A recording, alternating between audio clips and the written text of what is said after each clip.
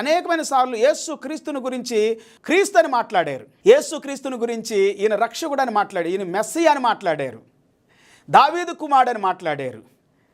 ఇక్కడ యేసు ప్రభు చెబుతున్నటువంటి మాట ఏంటంటే, యేసు ప్రభువుని గురించి అబ్రహాము సంతానం అని కూడా, యూదులు అంటే యూదయ వంశములో నుండి వచ్చినటువంటి వాడు, ఆ యొక్క యూదా జనాంగములో నుండి యేసు క్రీస్తు ప్రభు ఈ భూమి మీదకి మానవుడిగా శరీరధారిగా వచ్చినటువంటి విధానం గురించి మాట్లాడుతూ ఉంది పిల్లారా.